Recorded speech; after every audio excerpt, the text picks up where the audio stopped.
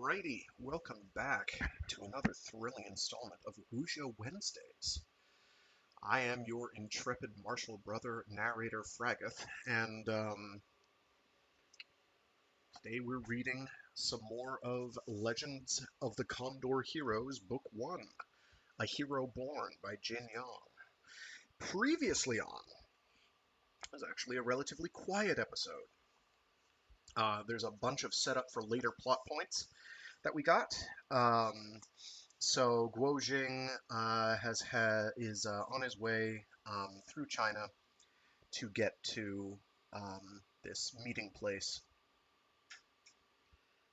where he is to have this martial test against the disciple of Chu Chuji, who should be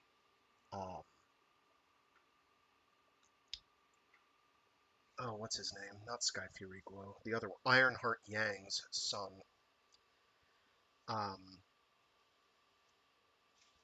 Because apparently Chu Chuji has found him.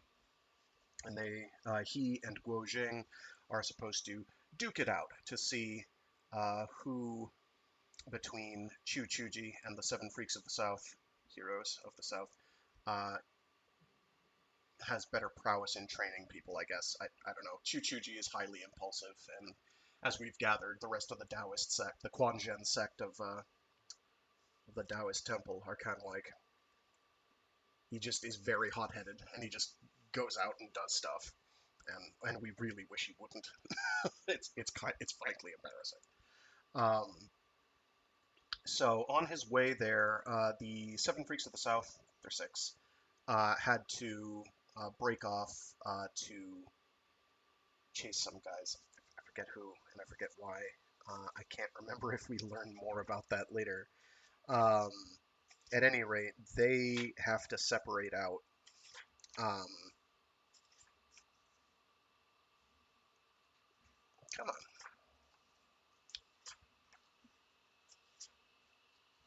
Why did they have to...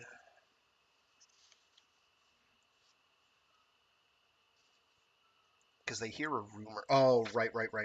They hear a rumor about... I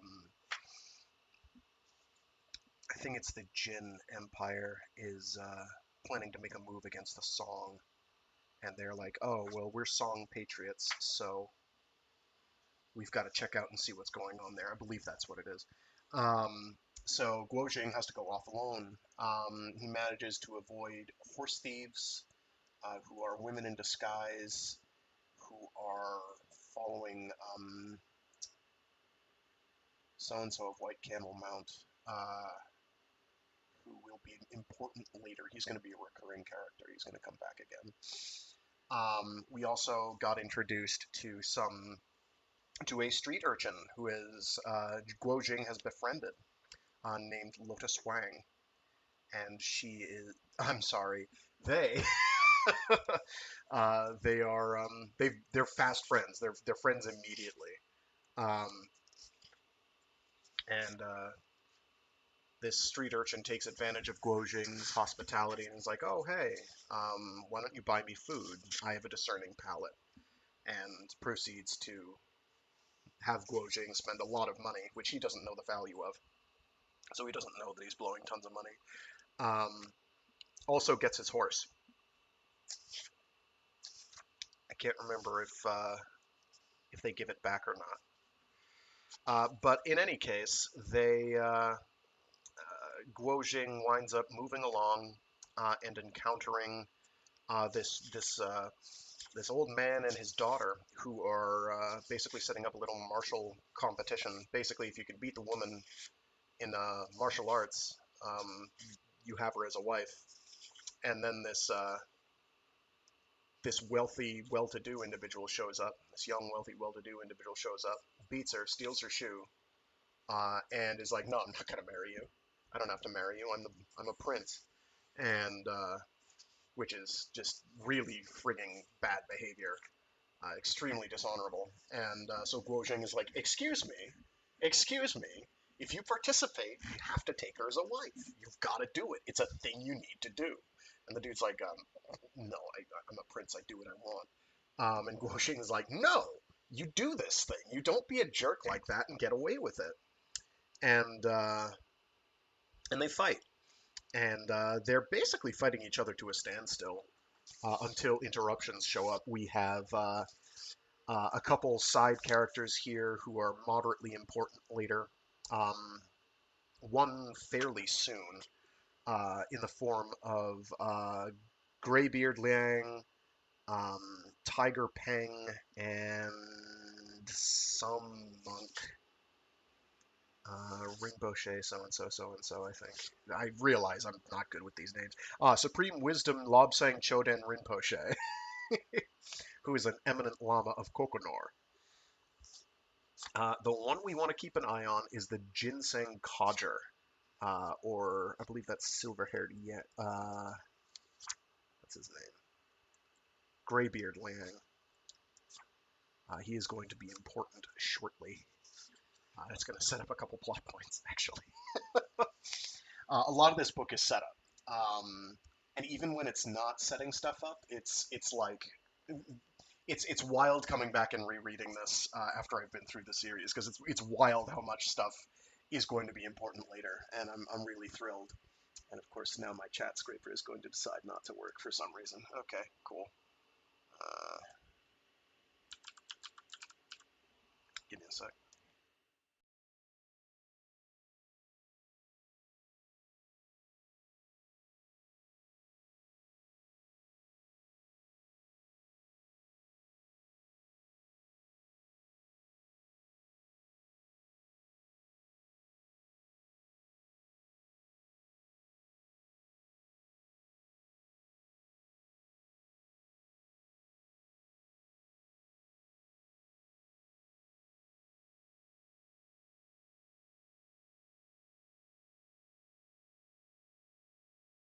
Sorry about that. So that more or less gets us caught up. Our So the urchin winds up showing up and distracting a couple people who are after Guo Jing. Um, oh right, Guo Jing gets saved by Mu Yi, who's another Taoist. Because they're on the lookout. They're like, okay, we do want this martial test to go smoothly because basically the entire Wu Lin is invited to see this thing happen. So it is kind of high stakes for reputations, at least. Um, and it turns out this young princeling is someone named Wanyan Kang, and he kind of gets saved by his mother, who is the consort to someone else who we know already. I hope I don't have to have them speaking at the same time because I'm going to have a difficult time keeping their voices apart in my head.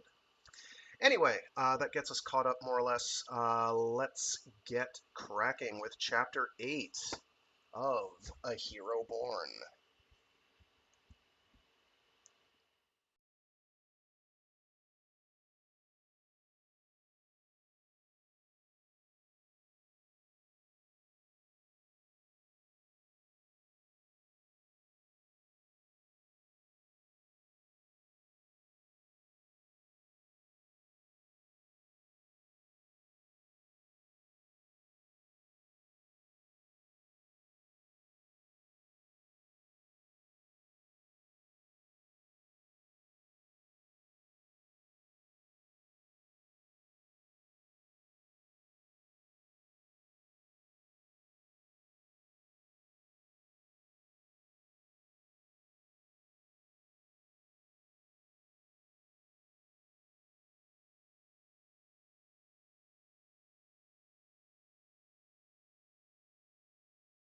Chapter 8 Every Man a Mythical Skill. 1. Wang Chuyi moved quickly, eager to assess the extent of Guo Jing's martial arts, and in no time they were clear of the city. They continued on for some miles as their path led them into the shadow of a mountain and began to rise steeply. Ma Yu had taught him to ascend a vertical cliff face, so Guo Jing had no trouble keeping up, despite having just taken part in a long duel. The wind and snow blew in their faces. Wang Chuyi began the climb, undeterred by the slippery ground beneath his feet, pulling Guo Jing behind him. As the path became ever steeper, Wang Chuyi wondered at the boy's steady breathing, which was just as if he were running on flat ground. You have considerable inner kung fu, The Taoist said, releasing Guo Jing's arm. Why were you unable to beat the young man? Oh wait, no, this is Wang Chuyi, not the other guy. Sorry. Oh man, it's a large cast of characters, and keeping them all straight is difficult. Okay, no, Mu Yi is the old guy. Wang Chuyi is the Taoist. I apologize. I got confused.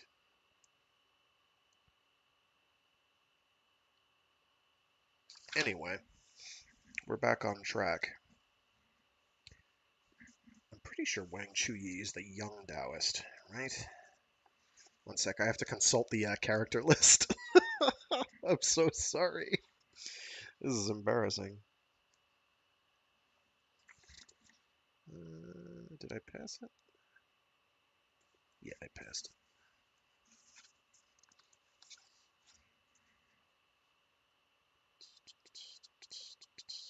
Ah, yes, he's the Iron Foot Immortal. Yep, he's the guy I'm thinking of, so he's got a deep voice.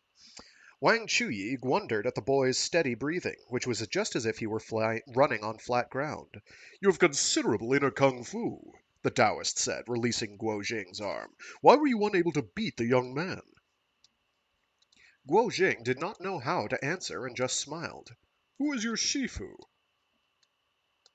Guo Jing now knew that this man was martial brother to Scarlet's son, Ma Yu. This gave him confidence to answer truthfully. Elder Ma Yu and the 7 heroes of the South. Guo Jing's answer delighted the Taoist. Then I shouldn't worry about angering Brother Chu. Guo Jing's eyes widened. He did not understand what he meant. Prince Wanyan Kang, the young man you were fighting just now, is a disciple of Chu Chuji. Didn't you realize? No, I didn't. Guo Jing was surprised indeed. Ma Yu's teachings had focused on inner strength breathing techniques as well as a branch of lightness kung fu known as Flight of the Golden Eagle. But he had never given him instruction in the art of combat or the use of weapons, which is why Guo Jing was wholly unfamiliar with the Quanzhen school style. Now that he thought about it, the prince's moves were reminiscent of those he had encountered in his fight with Harmony Yin. I was unaware that the prince was a disciple of Elder Chu, Guo Jing said, bowing, believing he had offended the Taoist. Please forgive my mistake.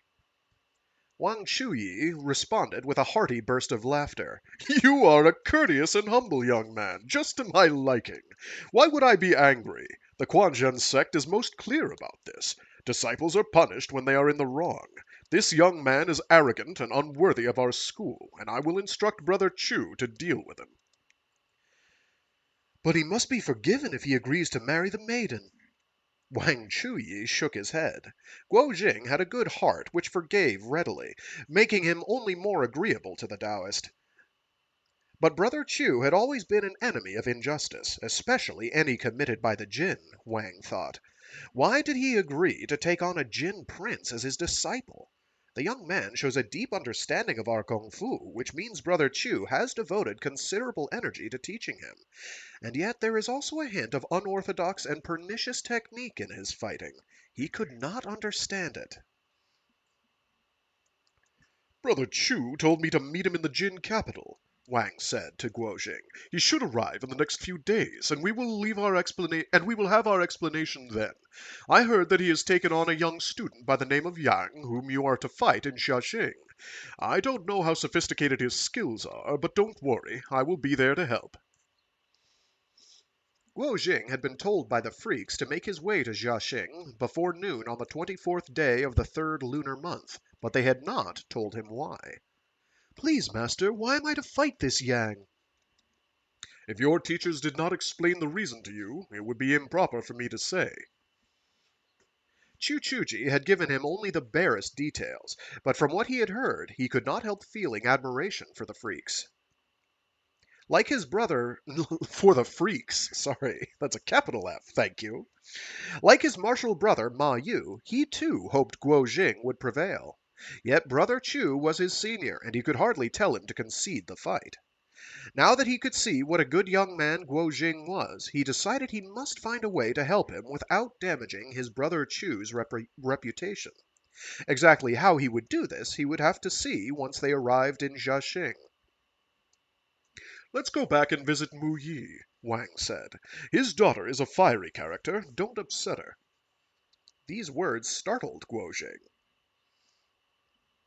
Together they made their way to the Prosperity Inn, located in the western part of the city.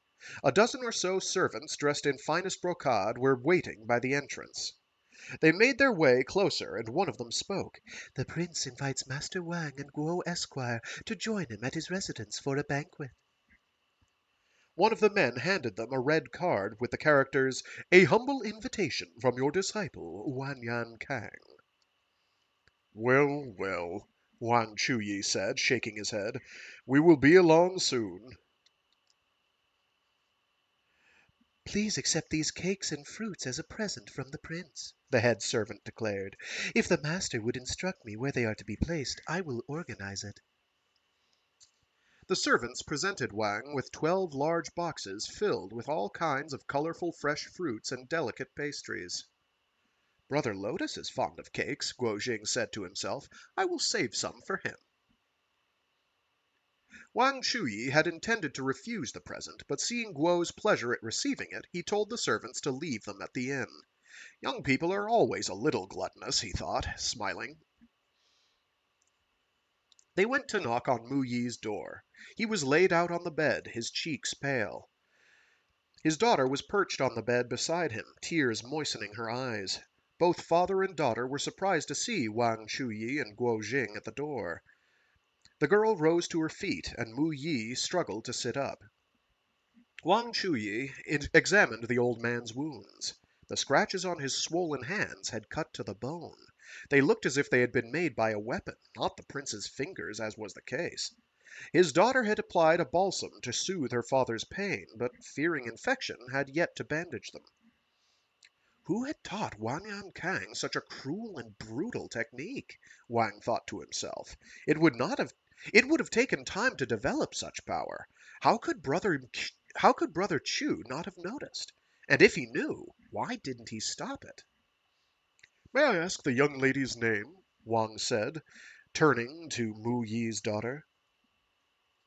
"My name is Mercy, after my mother," she said, glancing at Guo Jing before making a quick bow of her head. Guo Jing spotted the banner pole at the end of the bed. The banner itself had been torn to pieces. "Have you stopped your search for a husband?" Your father's wounds are grave. They need to be treated properly, Wang said. Wang looked around the room. Father and daughter were of slender means, that was obvious. They would struggle to pay for the medicine. He removed 2 ingots of silver and placed them on the table. I will return tomorrow to see how you are feeling. Wang took Guo Jing by the arm and left before father and daughter could give their thanks. 4 servants in brocade were waiting for them as they emerged from the inn. "Our master is waiting. Please come with us." Wang Chuyi consented, but Guo Jing stopped him. "Master, please wait one moment." He ran back into the inn, opened one of the boxes, and picked out 4 pastries, wrapped them in a handkerchief, and tucked them into his pocket. He then went back out and followed Wang and the servants.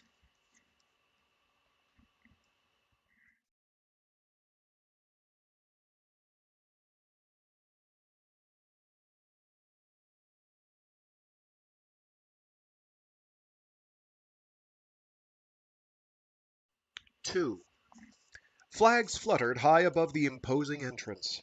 2 fierce jade lions stood guard. A flight of white jade steps carried them up to the vast door that opened onto the main hall. Above the large door was written an inscription in the finest golden calligraphy, "Residence of the Prince of Zhao." Prince of Zhao, the title given to the sixth prince of the Jin Empire, Wanyan Honglie. Guo Jing knew this already. The young prince is the son of Wanyan Honglie? Guo Jing said to himself. I can't go in.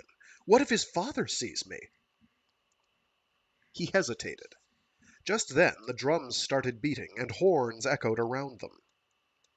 The prince emerged in person, dressed in red robes and a golden crown, his hair swept back in a bun. Around his waist was tied a gold belt. He rushed down the steps to greet them. The young men caught sight of each other's swollen and bruised faces and smiled. Wang Chuyi was less impressed by the prince's luxurious dress. He frowned and followed them into the great hall. It is my great honor to have the pleasure of Elder Wang and Guo Esquire's company, the prince said, gesturing for Wang Chuyi to take the best seat. The young man neither kowtowed nor addressed him as a fellow member of the Quanzhen, which angered the Taoist. How long have you been receiving instruction from your master? I am unfamiliar with the martial arts, the prince replied with a smile. My Shifu's lessons only lasted a few years, and what he taught me was nothing more than three-legged cat skills. You would laugh at them. While the skills passed down in the Quanzhen are certainly nothing exceptional, Wang said through gritted teeth, it seems a little unfair to call them three-legged cat skills. Did you know your master will be arriving in a few days? My Shifu is already here, Wanyan Kang said, the smile not leaving his lips. Do you wish to meet him, sir? He is? Where? Wanyan Kang clapped his hands. We're ready for the food. He then led his two guests along several corridors and past many decorated pavilions until they came to the banqueting hall. Guo Jing was overcome with the sight of such riches, but he was ever anxious that they might run into the prince's father. The great Khan wanted him dead, and yet he was also the father of Elder Chu's disciple. Should Guo consider him an enemy or a friend? Half a dozen people were already waiting for them. One man had 3 distinct protrusions on his forehead. This was, of course, Browbeater Ho, the 3-horned dragon. He watched them enter, dressed in a look of displeasure. Guo Jing was not sure if they were welcome here, but the presence of the prince reassured him. He averted his gaze as the memory of how his friend Lotus Hwang had teased— I think I misspelled that in the stream description. I'll have to correct that later. He averted his gaze as the memory of how his friend Lotus Hwang had teased and taunted Browbeater Ho only that afternoon came to him. He felt a giggle rise that was fed into his sleeve. I like the wording there. A giggle that was fed into his sleeve. Elder Wang, these people are your great admirers. They have long desired to be acquainted with you, Wanyan Kang said in his most charming tone. Master Peng, you have already met. Master Peng, you have already met. The 2 men nodded. And this is Master Liang, also known as the Ginseng Immortal, the prince continued. He comes from the Mountain of Eternal Snow. Greybeard Liang extended his hand in greeting. Such an honor to meet Elder Wang, the Iron-Foot Immortal. My trip was not in vain. This is the most distinguished Lama Supreme Wisdom in the 5-finger blade. I am from the northeast originally, and he has come all the way from Kokonor. We have both traveled thousands of miles. We were all fated to meet here, I believe.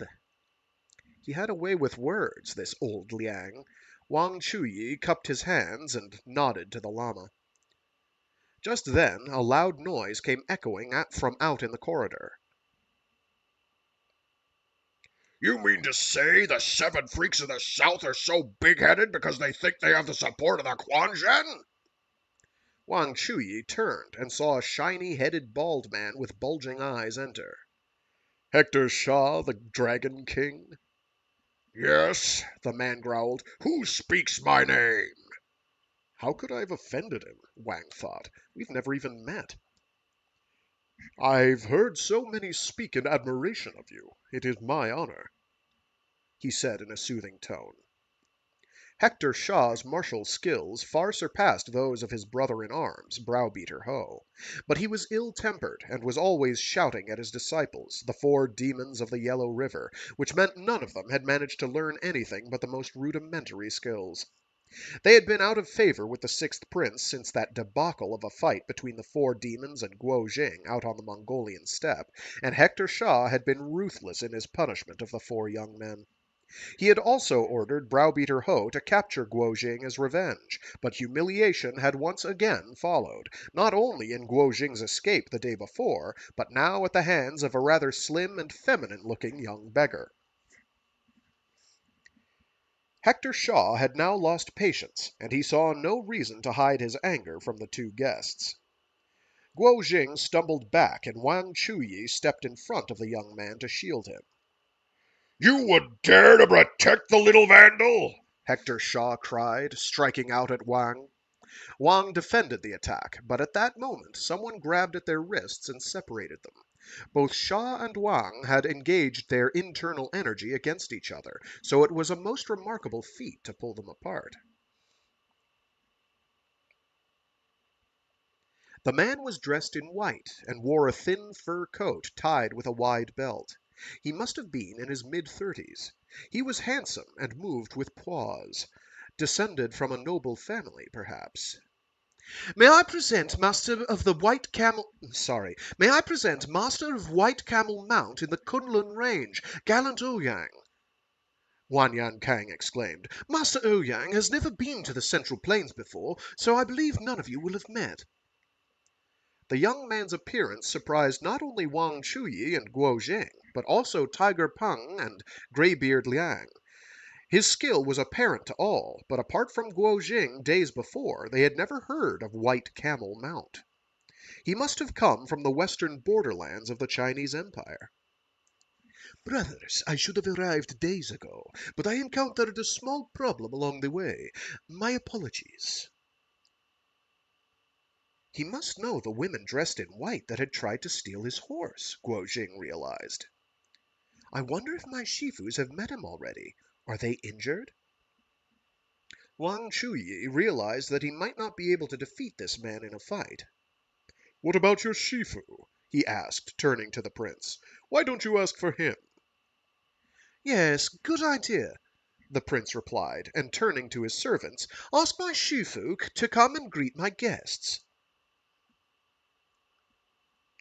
If Brother Chu is here, Wang Chuyi thought, we might stand a chance. Before long, the sound of boots against stone came echoing down the hall. A hefty officer of around 40, dressed in brocade, appeared at the main door. His chin was adorned with a thick beard. Wanyan Kang approached him. Sir, he said with a nod of his head, Elder Wang insisted that he be allowed to meet you. He asked several times.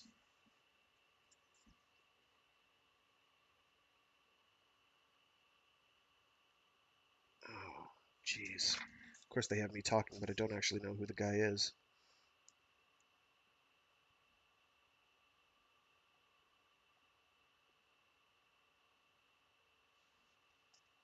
Okay. A pulse of anger rose in Wang Chuyi. How dare this arrogant young rascal mock him? There was no way this plodding officer had taught him those moves. What do you want? The man said, looking at Wang Chuyi. I prefer not to associate with Taoists. Wang Chuyi was furious. I've come to collect alms, 1,000 taels of silver. Officer Tang was the head of the 6th Prince's personal guard. He had given the young prince some basic lessons in martial arts when he was a boy, hence why Wanyan Kang addressed him as Shifu. What impudence! 1,000 taels of silver is a trifle. Wanyan Kang stepped in. Prepare the alms for the esteemed Taoist. Officer Tang was incensed and could not take his eyes off the monk. Nor could he understand why the prince should be showing him such reverence. Please be seated, Wanyan Kang continued. Elder Wang, this is your first visit with us. You must take the best seat. Wang Chuyi refused, but after some jostling he ended up settling at the head of the table. 3 rounds of wine were served in quick succession. You are all the finest men of the martial world, Wang Chuyi began. Let us decide the matter of Mr. Mu Yi and his daughter together. All eyes turned to the prince. He took his time pouring himself a glass of wine, stood up, and raised his cup to Wang Chuyi. Your Reverence, do me the honor of drinking with me. The matter shall be dealt with as Elder Wang sees fit. I dare not presume to go against your word. Wang Chuyi had not been expecting this. He raised his cup and drank with the boy. Then let us bring Mu Yi here, and we shall speak with him. Why not send Brother Guo to fetch him? The prince suggested. Wang Chuyi nodded. Guo Jing was dispatched immediately to the Prosperity Inn, but upon his arrival he found Mu Yi's room empty. Father and daughter had left, taking all their belongings with them. The inn boy said someone had come to visit and paid for the room, but he did not know who.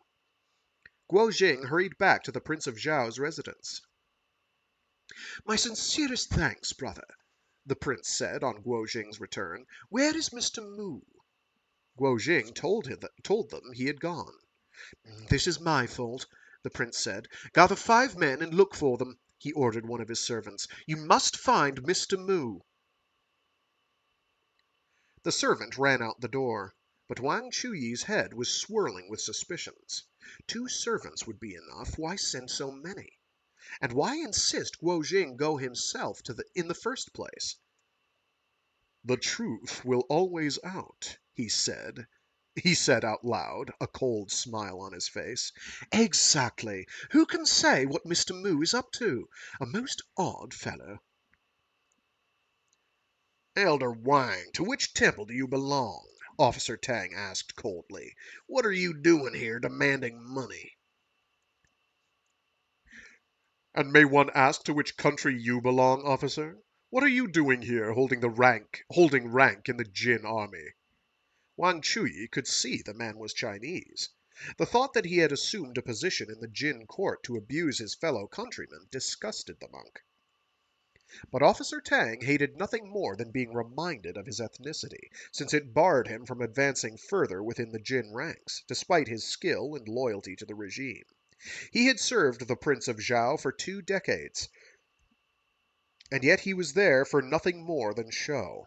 Before the others knew what was happening, Officer Tang had barged past Greybeard Liang and Gallant Ouyang, and was launching his fist at Wang Chuyi's nose. But Wang Chuyi caught his wrist with his chopsticks. No need to resort to violence. Officer Tang was unable to struggle free of the Taoist's grip. Sorcery! Come now, sir, sit down and join us for some wine. Greybeard Liang laughed, patting Officer Tang on the shoulder. Wang Chuyi was aware that he would be unable to use the same trick with the chopsticks on old Liang, who was still gripping Officer Tang's shoulder, so he let go of Tang's wrist and aimed them instead at his other shoulder. Such a lowly, insignificant fighter as Officer Tang should be proud to have the attention of 2 such masters of the Wu Lin at the same time. With a couple of short exhalations, Tang lurched forward, his hands plunging into a plate of fish bones and a bowl of hot and sour soup. Pottery fragments tore the skin on Tang's hands, and a few drops of blood tinged the spilled soup a pinky red. The guests burst into laughter as they pulled back and out of the way of the hot liquid. Flushed with shame, Officer Tang fled from the hall. The servants, just as amused as the visitors, suppressed smiles as they cleaned up. The Quan Zhen's reputation is well deserved, Hector Shaw said. I wonder if Elder Wang might care to enlighten me on something. It would be my pleasure. The demons of the Yellow River and the Quanzhen sect have long been at peace now. Why does Elder Wang stir up trouble by supporting the 7 freaks of the South? The Quanzhen may command many disciples, but we are not afraid to resume old enmities on equal ground. There has been a misunderstanding, Wang Chuyi replied. While I have heard of the 7 freaks of the south, I do not know them personally. My martial brother has a bet with them, that is true, but I have no intention of helping them against the demons of the Yellow River. Excellent! Then you will let me have this boy, Hector Shaw said, making a grab for Guo Jing's throat. Wang Chuyi gently pushed Guo Jing from his chair, just as Hector Shaw's hand cracked the back of it as easily as if it were made of rotten wood. It was a rare technique, executed perfectly. And still you protect the boy? Hector Shaw cried out. I brought him here, so I will see that he leaves in one piece. Why not settle this another day? The boy has offended, Brother Shaw? Gallant Ouyang interrupted. Why not tell us how, and let us all decide what is to be done? Unsure of where gallant Ouyang's loyalties would fall, Hector Shaw was reluctant to be drawn into a fight against him and the Taoist. My 4 good-for-nothing disciples followed the Prince of Zhao north to Mongolia as part of his household. Just as we were about to succeed in our mission, this young scoundrel ruined everything and angered the prince. If we don't deal with him, what right do we have to stay here enjoying the prince's hospitality? Hector Shaw was ill-tempered by nature, to be sure, but he was no fool. Attention now turned to Guo Jing. This young man and the Taoist were the only ones present who were not guests of the elder prince Wanyan Honglie. Wanyan Kang was most displeased upon hearing Hector Shaw's account. He decided he would go along with the others and present the young man to his father. Wang Chuyi was growing nervous, desperate for an escape plan, but fighting so many men at once was not an option. Had Wanyan Kang planned the entire affair? Had he been too naive to think the young prince would refrain from acting against his Shifu's martial brother? He should not have brought the boy here, but it would be difficult to get out now with both of them unhurt. I must play along. That's my only option, Wang Chuyi said to himself. Test the extent of their skills. Men, you are all excellent fighters, famed throughout the Wulin. It has been my honor to meet you all today. But this boy, he pointed at Guo Jing, is unaware of the offense he has committed, especially against you, Brother Shaw. If you will not let him go, I am powerless to change your mind, even if I cannot agree with the way you are handling the situation. Perhaps it would be better if you all let the boy know the extent of your skills. That way he will know it is not that I don't want to help him, but that I can't. Let me try that paragraph again.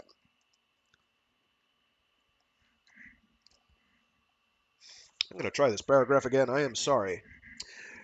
I must play along. That's my only option, Wang Chuyi said to himself. Test the extent of their skills. Men, you are all excellent fighters, famed throughout the Wulin. It has been my honor to meet you all today. But this boy, he pointed at Guo Jing, is unaware of the offense he has committed, especially against you, Brother Shaw. If you will not let him go, I am powerless to change your mind, even if I cannot agree with the way you are handling the situation. Perhaps it would be better if you all let the boy know the extent of your skills. That way he will know that it is not that I don't want to help him, but that I can't. Browbeater Ho had been finding the whole exchange extremely boring, but this last sentence pulled him out of his stupor. I'll go first, he cried, jumping up and standing before Wang. I, sir, am no match for your superior skills. No, rather than fight me, I suggest you give us a display to open my eyes to some new techniques, as well as teach the boy a lesson. That way he will never be so arrogant again. Browbeater Ho could sense a note of sarcasm in the Taoist's words, but he could not quite be sure what meaning lay behind them, nor how to answer him. Just as well, Hector Shaw was thinking. I'm not exactly keen to fight a member of the Quanjin.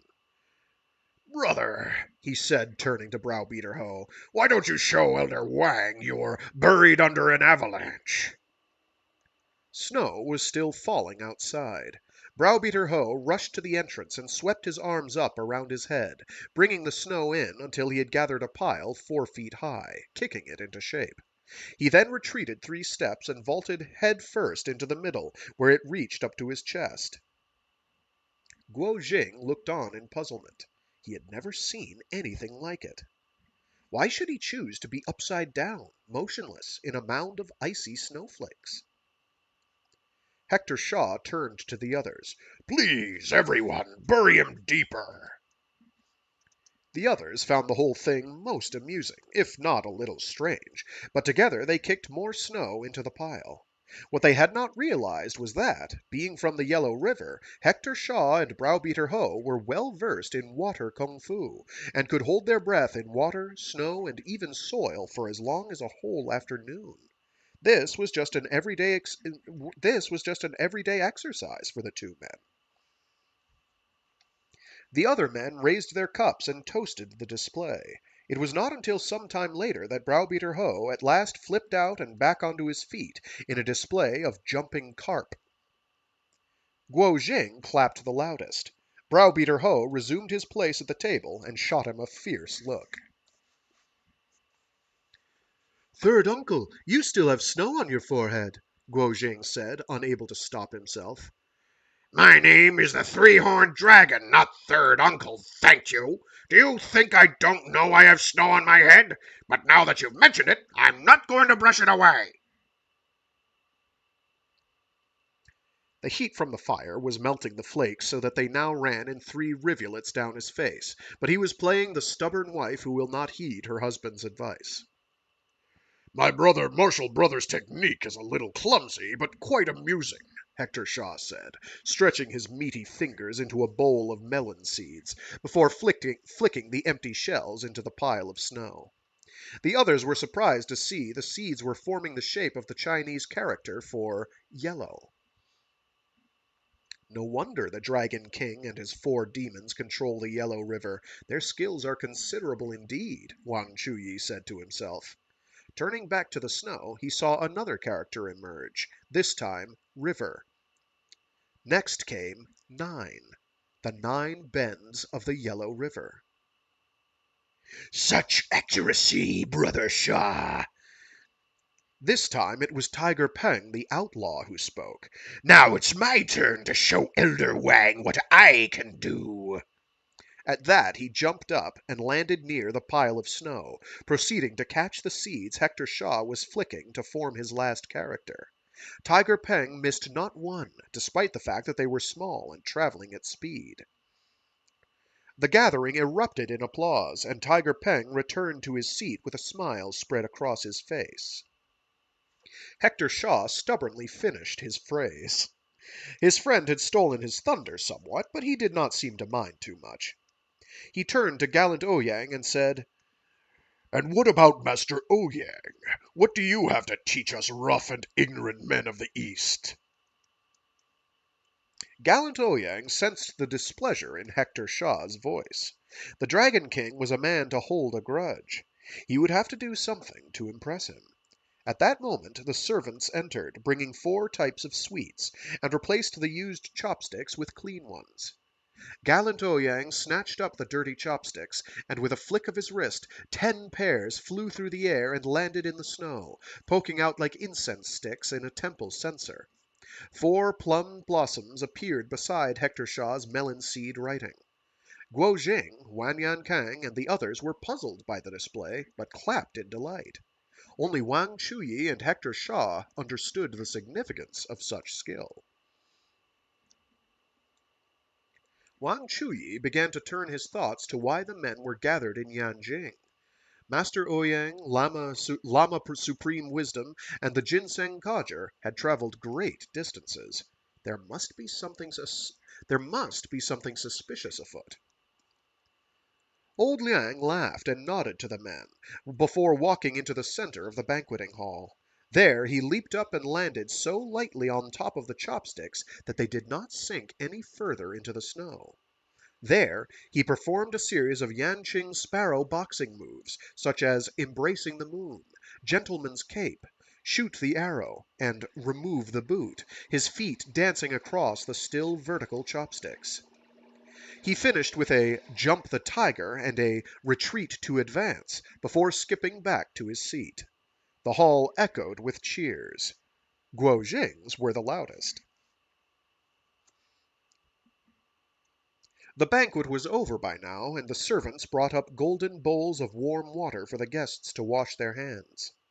Now for Lama Supreme Wisdom, Wang Chuyi thought. He glanced at the Lama. He was sipping the water in his bowl, seemingly oblivious to all else. The others had finished, but he seemed lost in thought. Everyone watched as steam started rising from the golden bowl, followed shortly after by the sound of bubbles popping on the surface. With such powerful internal energy, I must make the first move, Wang Chuyi realized in alarm. He flew up and grabbed at the prince, pressing at his pressure points. The others looked on in shock. Wang Chuyi reached for a bottle of wine and said, "A toast to my new friends. It is an honor." He sucked in a mouthful of the wine and then spat it out into everyone's cups, some half empty, some nearly full, each one filled without spillage. With the prince in one hand and the wine in another, the Taoist's internal kung fu was plain to see. Were the Taoist to press a little harder, he could turn the young man's internal organs into pulp. No one dared approach them. Wang Chuyi served Guo Jing and himself last, and, raising his cup, spoke in a calm and steady manner.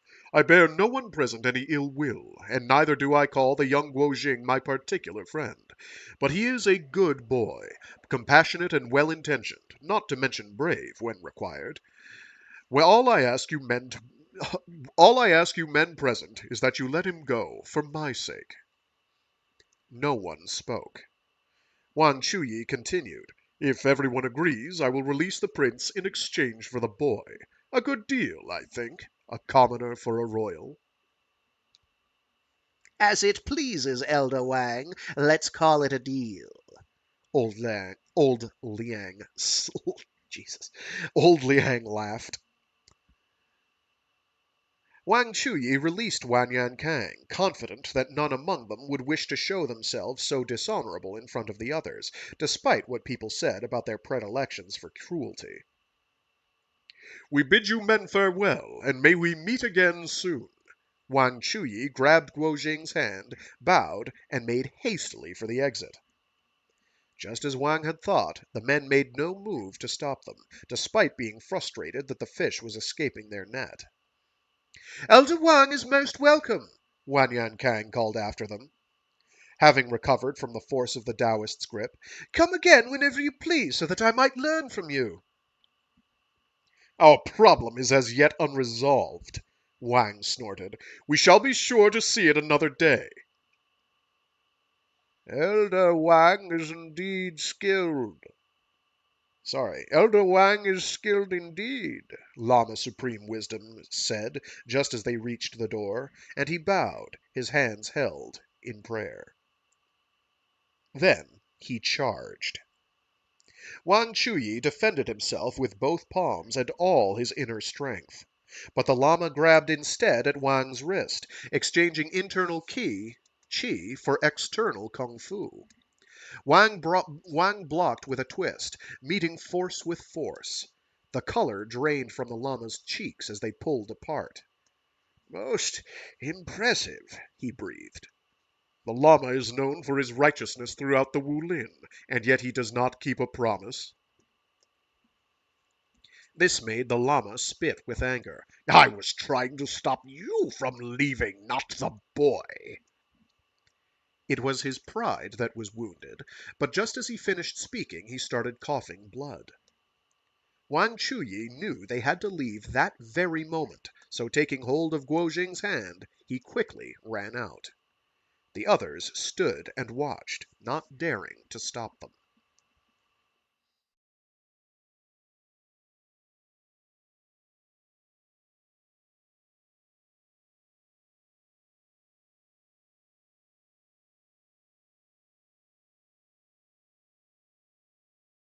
III.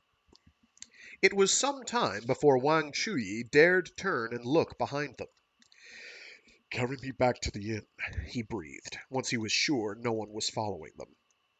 Guo Jing was shocked to hear how weak he sounded. But indeed, Elder Wang's cheeks were pale, and he looked to be very sick.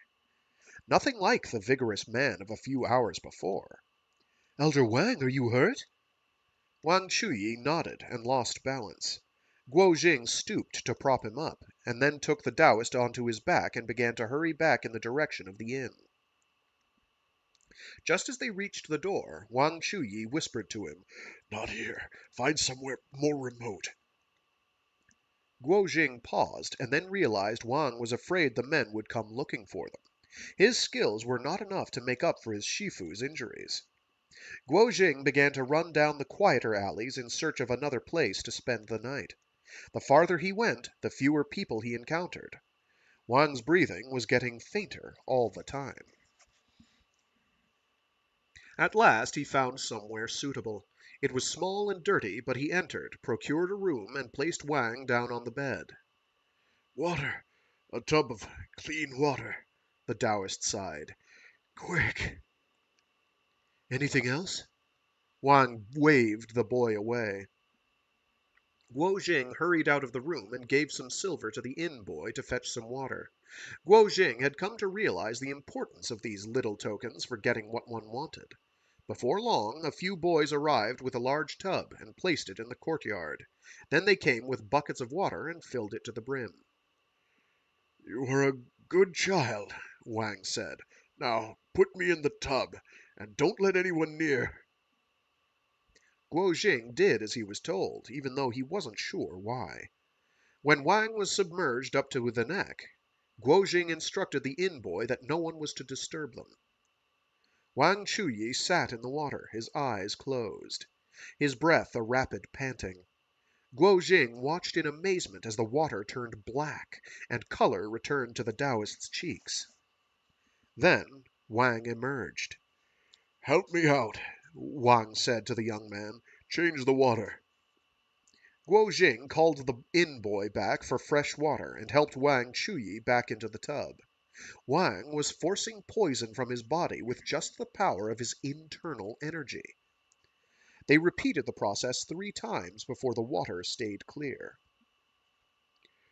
All is well, Wang Chuyi said with a smile. That llama's kung fu is vicious. He had poison on his hands? Guo Jing asked, just relieved Elder Wang was out of danger. Yes, we called it poisoned sand palms. I've seen it many times before, but I've never known any as powerful as the llama's. I nearly didn't survive it. I'm just happy you're well. Are you hungry? I can ask the inn boy to make something. But all Wang wanted was a brush, ink, and paper. He proceeded to write down a prescription. I am out of danger for the moment, but my internal organs are still infected. If I don't take this herbal remedy within the next 12 hours, the poison may yet be fatal. Early the next morning, Guo Jing took the paper and ran out. He found an apothecary nearby and asked the owner to make up the recipe as Wang had written it. The owner checked the shelves, but returned empty-handed. I'm sorry, my boy, I've sold out of these herbs. Guo Jing grabbed back the piece of paper and ran out the door before the owner could say any more. Yet the second shop was also out. 8 tries later, he was still having no luck. Guo Jing was getting anxious and angry. He ran to every herbal medicine shop in the city, but the answer was always the same. They had all sold out. Those scoundrels! Guo Jing realized Wanyan Kang and his men must have sent someone out to buy up the entire supply of the herbs in Yanjing. Guo Jing returned to the inn and told Wang Chuyi what had happened. The 2 men were in despair. Guo Jing flopped onto the table and began sobbing. Dear boy, everyone must go at some point, Wang said with a smile. The heavens decided. It's not up to us. Don't cry. He patted the edge of the bed and then began to sing. In peacock there is In peacock there is peahen, just as in color there is gray. For a Taoist fame is ruin, in permanent replay. Guo Jing wiped his cheeks and looked up at the Taoist, who was grinning and sitting up in bed. A thought suddenly struck Guo Jing. What if he tried another city nearby? He was sliding quietly out of the room when the inn boy came running up to him with a letter addressed to Master Guo. Who can this be from? Guo asked. Bleh. Who can this be from? Guo asked himself. He tore open the letter and began reading. I have something urgent to tell you.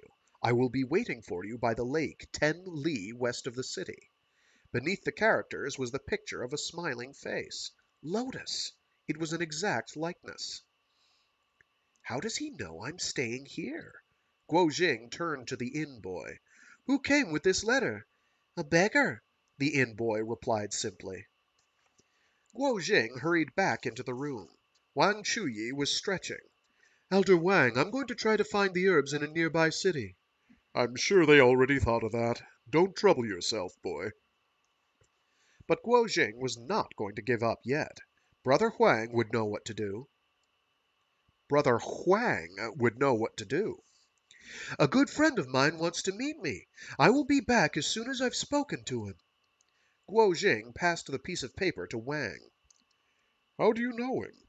Wang asked after a brief pause. Guo Jing related the story to Wang Chuyi, the young boy who had run circles around Browbeater Ho. Some most unusual skills. I remember him. He thought for a little longer and then continued. But you must be careful. Your skills are no match for his, and there's something untrustworthy about him. I can't put my finger on it. We are sworn friends. He won't do me any harm, Guo Jing replied. You haven't known him long. Wang sighed. How can you be sure of his character? You would be unable to defend yourself. But no matter what the Taoist said, Guo Jing was not in the least bit suspicious of Lotus. It's only because he doesn't know him, Guo Jing said to himself. He reassured Elder Wang again of the young man's good character. Fine, Wang said, smiling. You young people must make your own mistakes in order to learn. But there's something a little odd about his appearance and voice. Haven't you noticed? Guo Jing said nothing, and Wang Chuyi realized that there was no point going on and just shook his head. Guo Jing tucked the prescription into his shirt front and left.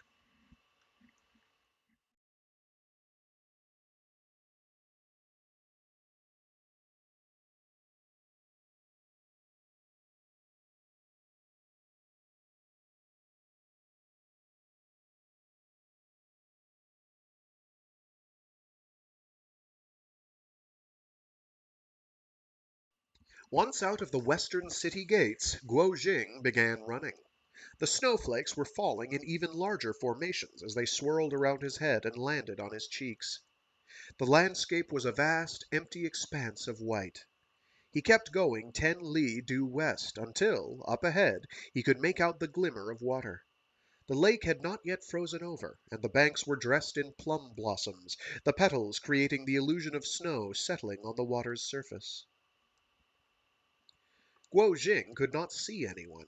What if he had left already? Brother Hwang! Brother Hwang! Just then a sound startled him. He turned quickly, but it was just birds. He called out again. Maybe Lotus was yet to arrive? Guo Jing decided to wait a little. He sat down by the side of the lake and his mind began to wander. First to Lotus, then to Wang Chuyi. He was in no mood to take in the beautiful scenery. Snow was nothing special. He had seen it many times in Mongolia, but he was not so sentimental as to marvel at the poetry of nature and plum blossoms in winter. After a long wait, he heard noises coming from a knot of trees farther along. He approached carefully, pausing when a rough voice broke through the quiet. What makes you any better? We're all stuck here together, aren't we? If you hadn't been such a coward and run away, we would have been 4 against 1. How could we have lost? Unless I'm mistaken, you fell over while running away yourself. Doesn't make you much of a hero, said a third. It sounded like the 4 demons of the Yellow River. Gathering his courage, Guo Jing entered the thicket, but he could not see anyone. We should have taken him together. Who knew the little beggar had so many tricks? Guo Jing looked up and saw 4 men hanging in the canopy above. It was them. His heart fluttered. Lotus had to be nearby. "Are you practicing your lightness kung fu again?" he called up, grinning widely. Lightness kung fu? Chan the Hardy snarled. Can't you see we're stuck? Guo Jing laughed, and Chen kicked out, but he was not even close to hitting Guo Jing. Go away or I'll pee all over you! Ma the Valiant cried out. Guo Jing was doubled over by now. "Go on, I bet it won't reach me." Laughter sounded suddenly behind him. Guo Jing turned to see ripples on the water, and a boat suddenly appear from behind the tree line. A young maiden was rowing toward them, her black hair tumbling down over her shoulders in white robes. Her golden hairpins twinkled in the winter sunlight. She looked like a celestial goddess, and Guo Jing was struck dumb. As she came closer, he realized she could not be more than 15 or 16. Her skin was as white as the surrounding fields, and her beauty was like none he had ever seen before. She approached with a broad smile. Guo Jing turned, unable to look straight at her, and blushed. The young girl steered the boat to the bank. "Brother Guo, step on board." Guo Jing was surprised that she should know his name. He turned and glanced up at her smile and fluttering robes. At first he said nothing, as if caught in a dream. "Don't you recognize me?" The young girl laughed. She did sound like Brother Hwang, but how could a dirty beggar boy have turned into such a radiant fairy? He could not believe his eyes. Miss, cut us down if you please. We will give you 100 taels of gold for your trouble. Each! 100 each! That's 400 taels! 800 taels! But the young girl ignored them. "It's me, Lotus. Brother Guo, have you lost all affection for me now?" She did bear a resemblance to his friend, it was true. But you... "Yes, I'm a girl. I never actually told you to call me Brother Hwang. Come now, we've got to hurry." Guo Jing stumbled forward and tripped into the canoe. The demons were still shouting behind them, offering more and more money. Lotus rowed into the middle of the lake, where she brought out some dishes from a basket and a small jug of wine. "Let's eat and enjoy the scenery." They were far enough from the shore that they could no longer hear the demons shouting. I'm just so confused, Guo Jing stuttered. I thought you were a boy. Now I can't call you Brother Hwang anymore. "And no calling me Sister Hwang either. Just call me by the name my father gave me, Lotus." I brought you cakes. Guo Jing remembered suddenly, and pulled out the sweets Wan Yan Kang had given Elder Wang from inside his shirt. By now they were nothing but a bag of crumbs. Lotus giggled. Guo Jing blushed. Ruined, he said. But just as he was about to throw them overboard, Lotus reached out and took the bag. She fished out a piece of broken cake and placed it in her mouth. "Delicious."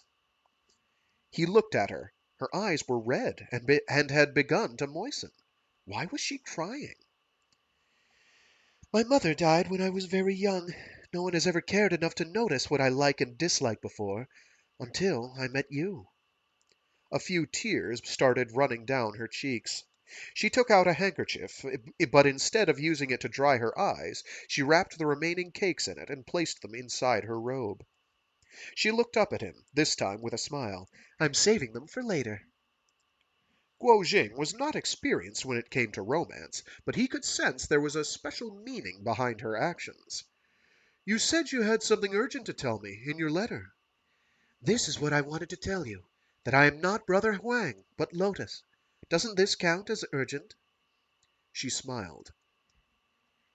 Why did you disguise yourself as a dirty beggar boy when you were so pretty? "You think I'm pretty?" Lotus turned away, her cheeks flushed. Yes, very. Just like a fairy that lives at the top of a snowy mountain. "Have you seen a fairy before?" Of course not. I wouldn't be here if I had. "What do you mean?" In Mongolia, our elders told us that if you see a fairy, you will never return to the grasslands again. You will be dazed and freeze to death." Lotus giggled. And is this how you feel? Is that how you feel now? Dazed? We're friends. It's different, Guo Jing said. Now it was his turn to blush. I know you are true of heart. It wouldn't matter to you if I were a boy or a girl, beautiful or ugly. She paused before continuing. Everyone is nice to me when I'm dressed like this, but you took care of me even when I was dressed as a beggar boy. Lotus smiled and then said, Shall I sing for you?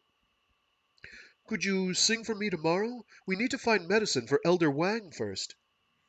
He went on to tell Lotus all that had happened the previous day, and how Wanyan Kang's men had bought up all the herbs essential to curing the Taoist in the city. No wonder I saw you running between apothecaries today, Lotus said. So she was following me. That's how she knew where I was staying, Guo Jing thought. Brother Huang, may I ride your horse Ulan to find the herbs? For one thing, I am not your brother, and the horse is yours. Did you think I was going to keep it? I was just testing you. But I worry you won't find the herbs in the neighboring towns. This made Guo Jing even more anxious. Let me sing this song first. Listen carefully, Lotus replied, turning around and continuing to row the boat through the lake. Her voice was as clear and crisp as the water itself. Wild goose weather, winter frost seeps through window screen. Veiled in protective clouds is the moon, tender is the ice unweaned. The stream her mirror, she combs her hair, perfume and powder all brushed away. Jade complexion, layered silk outweighs. Leaning against the east wind, one moment of her smile turns 10,000 blossoms away, blushed and beguiled. Oh, loneliness! Where is home? A garden after snow? A lakeside pagoda? To Jade Lake, a ne'er forgotten bow. But which messenger can she trust? Butterflies only know to search for peach and willow. Of southern blossom they do not care. And so with sorrow she sheds her petals into sunsets, accompanied by bugle blare. Guo Jing listened carefully. The meaning of the lyrics was hard to grasp, but Lotus's voice was so sweet and the surroundings so beautiful that it lulled him into a warm daze. Only thoughts of the elder Wang popped on the surface of his consciousness every now and again. Only thoughts of the elder Wang popped on the surface of his consciousness every now and again. This song was written by an official of the court, His Excellency Mr. Shin, Lotus almost whispered, once she had finished, and it describes the winter plum blossom. It's very beautiful, isn't it? I didn't understand it, but it was lovely. Who is Mr. Shin? His name is Shin Chiji. Shin Chiji. My father says he was a good and just official who takes care of the people. He was the only patriot left defending our lands when the Jin captured the north and tortured General Yue. Guo Jing's mother, Lily Li, had often told him of the cruel deeds carried out by the terrible Jin, how they had brutally killed many of his people, but the injustice had burned only faintly up on the Mongolian steppe. He had never been able to muster a strong hatred toward the invading empire. It is my first time here in the Central Plains. You will have to tell me more stories later. Right now, I must save Elder Wang. Just a little longer. There's no hurry, Lotus said. But if he doesn't get the antidote within 12 hours, he will be forever crippled. He is most sick. Then let him be crippled. It doesn't much concern us. Guo Jing leaped to his feet. But... His cheeks burned. Don't worry, I will make sure you get the medicine, Lotus said, smiling. She is certainly cleverer than me, and I don't have any more ideas, Guo Jing said to himself. She sounds confident. So he relented and listened, laughing and clapping, as she related the story of how she had run circles around the 4 demons of the Yellow River and browbeat her hoe. The snow twinkled in the sun, and the ice crystals and plum blossoms together painted the most perfect and romantic scene. Lotus slowly reached for Guo Jing's hand. Nothing scares me now. Why's that? Even if my father has rejected me, you will stay by my side, won't you? Of course, Lotus. I like being in your company. Lotus laid her head against his chest. A sweet perfume filled the air. The lake seemed to stretch around the earth. Was it the blossoms, or was it Lotus? They held hands and did not speak. After what seemed like hours, Lotus let out a sigh. This place is so beautiful. What a shame we have to go. We do? Didn't you want to get the herbs for Elder Wang? Yes, of course. But where can we find them? How come the shops in Yanjing couldn't supply them? Wan Yan Kang's men got there first. In that case, we'll go to the prince's residence and then take them back. To the prince's residence? Guo Jing was stunned at this suggestion. Indeed. We can't do that. It's too dangerous. Then are you prepared to let Elder Wang become a cripple, or perhaps even die? Blood pumped into his cheeks. You're right, but I must go by myself. Why? Guo Jing could not think of an answer. Just promise. But what if something happens to you? I'll be all alone. Guo Jing's heart leaped, and a flush of love flooded his brain. Suddenly he felt much braver. Why should he be scared of Hector Shaw or Tiger Peng? He could do anything. Fine, we'll go together.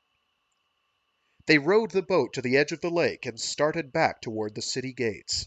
Halfway along the road, Guo Jing suddenly remembered the four demons were still hanging in the trees. Should we release them? He asked Lotus.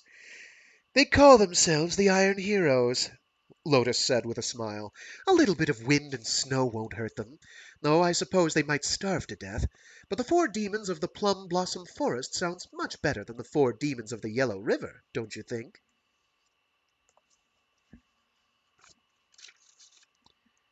And that is where we will call it for today. A shorter one this week. The next chapter is substantially longer. And we will do that next week. Actually, where does that one end? That is a doozy. I hope I don't have to break that one in half. Oh, yeah. This next chapter is where everything goes down. It might actually be the last chapter of the book.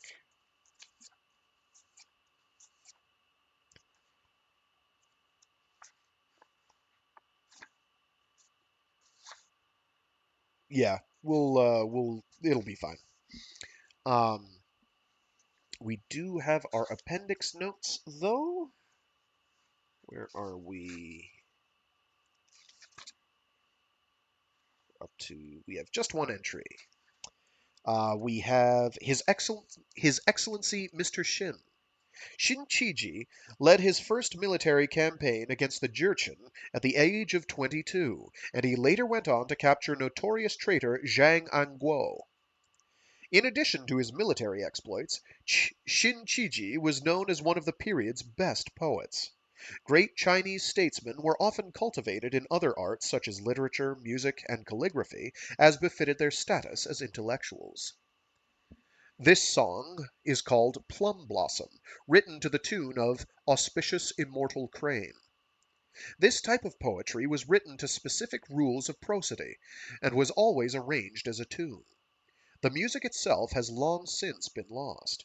Although such poetry was written over many centuries, the Song dynasty is synonymous with the genre, as poets found it particularly suited to expressing their sorrow over the crumbling Chinese empire and the tragic and unsettling effects of war.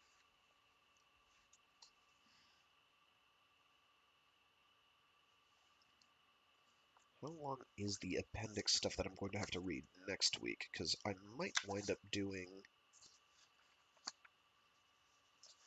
Oh, it's not bad. Yeah, that'll be fine. Okay. So yeah, next week we will finish the book, basically. It'll be an extra long one. Actually, it's probably not going to be that long because this week's was really short. But I do have to run. Um, because otherwise I have to split a chapter in half, and I'd rather not do that.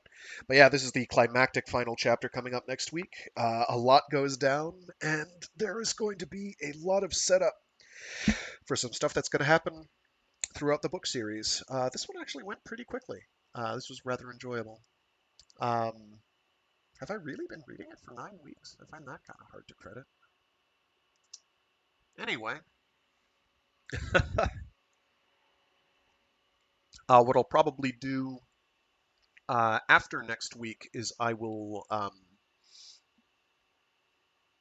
use Wednesdays to do alternating short stories from instantiation to speed up getting through that, because there's quite a few short stories in that one, and frankly, we're just not getting through them very quickly. So I'm putting the accelerator on that one so we can get to the 1, 2, 3, 4, 5, 6, 7 books I have set myself up to read afterwards. Yes, I know. Why make it easy on myself, right? Right. So yeah, with that, I'm going to scooch. Thanks again to everyone who tuned in, as ever. If you're out there, hi. If you're not out there, I can't tell because my the thing claiming people are there is sometimes inaccurate. So hi. To anyone tuning in for the first time, I do this every week, every Monday, Wednesday, and Friday. I do a reading stream. Starting at 12 noon Eastern Standard Time, or UTC -12. If you want to catch me live, you can do that. Otherwise, feel free to watch them on. I have them all uploaded on my YouTube. I update the playlists every month or so. So that's coming up in a week or two. Actually, next week. Yes. Yeah, I'll update it next Saturday. Not this coming, but the one after. So that'll get all set and updated, which will be nice. Anything else important? No, that's about it. So yeah, feel free to tune in or watch them after the fact. They're all archived, except for the limited few I've had to take down for various reasons. Sorry to Peter Watts fans who wanted to listen to Echopraxia. It's possible that it's somewhere on the Wayback Machine. I don't actually know. I haven't checked. I did not upload it there. I do have them all. I did download all of mine, so I do have copies. Once I get some sort of means of like a Discord channel or some means of communicating with people, because I don't really do the social media thing. I can get that to people. I'll find a way. I'll probably just do it on request and upload it to various sites to make it accessible. Anyway, that'll do it for me. Stay safe, stay sane, and be decent to each other. If you're getting hit by the heat wave that I'm currently being hit by, stay cool and hydrated. Until next time, see you all later. It's been fun.